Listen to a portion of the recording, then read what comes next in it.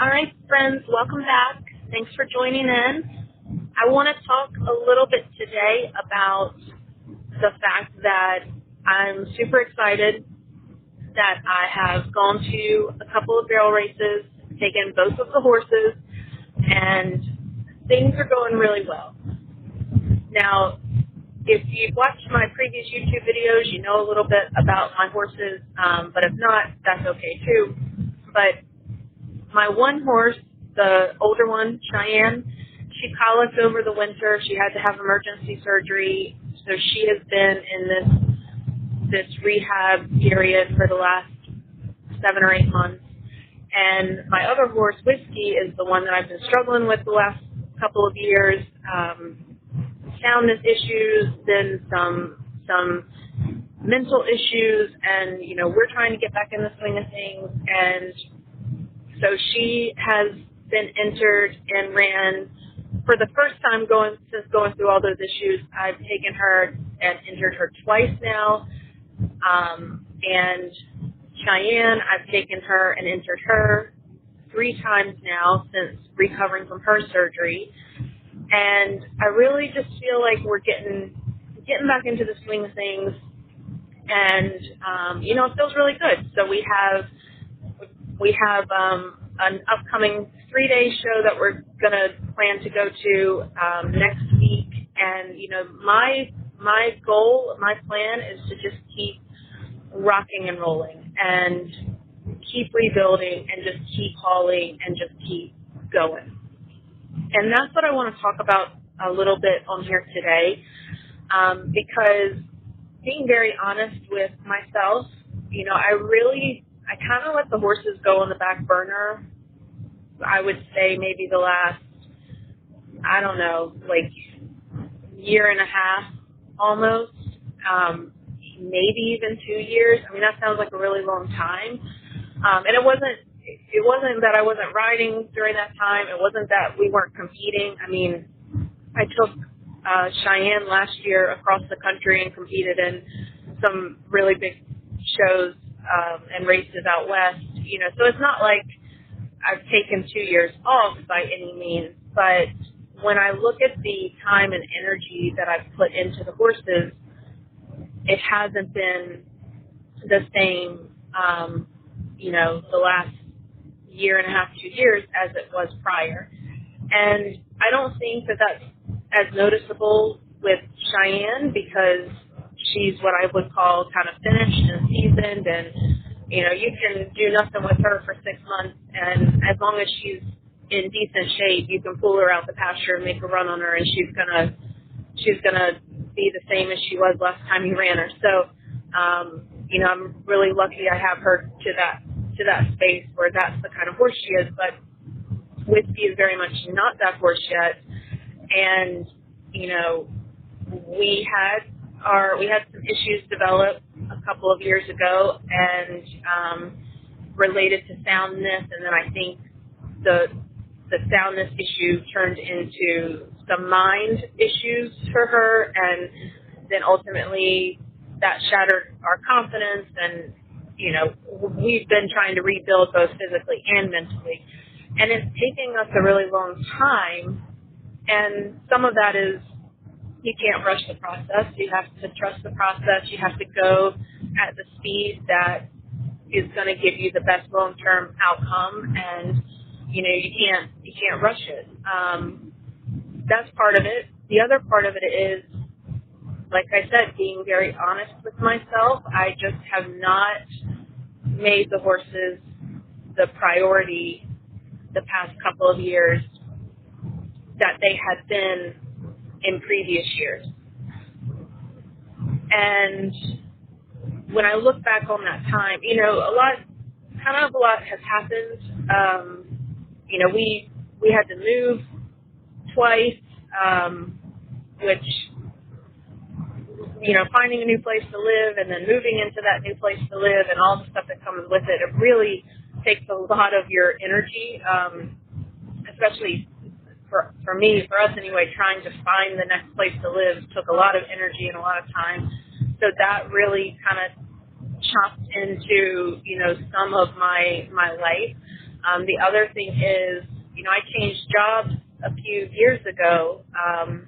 I went from working full-time in a hospital setting to now working full-time in a remote setting, doing like research and document review for medical devices. But with that change, I decided to also get some other part-time jobs. So I got my real estate license. During that time, I started trying to do real estate stuff on the side to make some extra income. And also recently, the past several months, I've been working to get some per diem jobs at hospitals, so I could still work in trauma and critical care, per diem, part-time. So life has been very busy. And then, I had travel planned for some family stuff this year, and, it's just, with that all coupled with the Cheyenne colleging and having emergency surgery over the winter, and that was kind of a real soul suck, so just a lot has been going on, and the horses just were not the absolute priority during all of that. And it shows. It shows in the progress and how quickly you're making progress, and it's going to tell on you. And the point in all of this, that I'm trying to make is, when it comes to things in our life, you can only have one priority. And we have the terrible habit of saying priorities, plural, like with an S, like you can have multiple priorities. And that really goes against the definition of what a priority is. Like, you can only have one. You can only have one thing that is your priority. Like, you can only have one thing that is more important than everything else. And that is the most important thing out of everything else. So when we look at our life, you can't expect to do 1,000 things and do them all really well.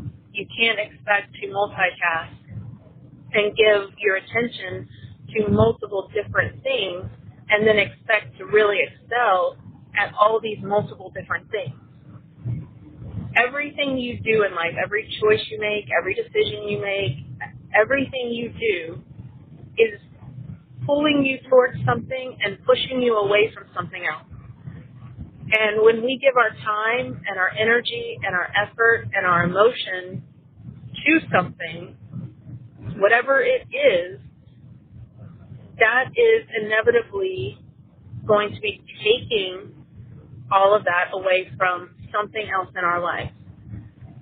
And we have these like big dreams of doing all these different things and living all these different things, and being able to give everything our all and doing it all perfectly, and that's it's just not realistic, and it's not possible.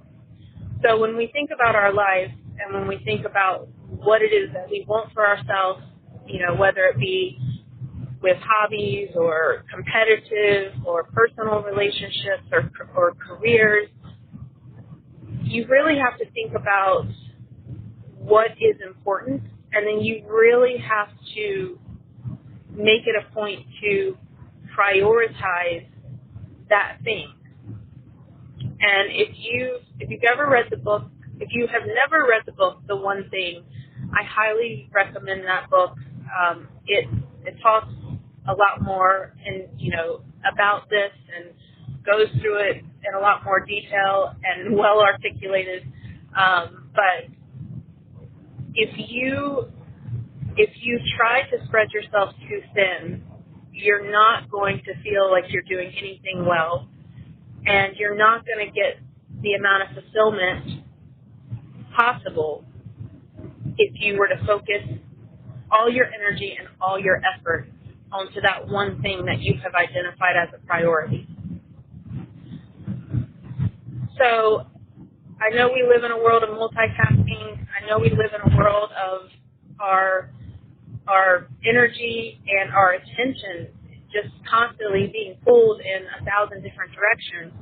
And, think about this too when it comes to stuff like social media and when it comes to stuff like watching TV and watching the news. And, we are just, as humans living in the year 2025, we are just bombarded constantly with just an influx of various information and various opinions and just news stories and thoughts and, it's just constant influx. And our brains, honestly, have not evolved. The human brain is really not evolved to be able to absorb that influx and overload of information that we are living among. And that plays into it a little bit too. Like, it's so easy to get distracted in this world that we live in because there's just so much information, there's just so much happening, and we're just constantly flooded with all of this stuff on top of busy schedules, on top of errands, on top of work, on top of everything else that we have to worry about and deal with as humans living in this era.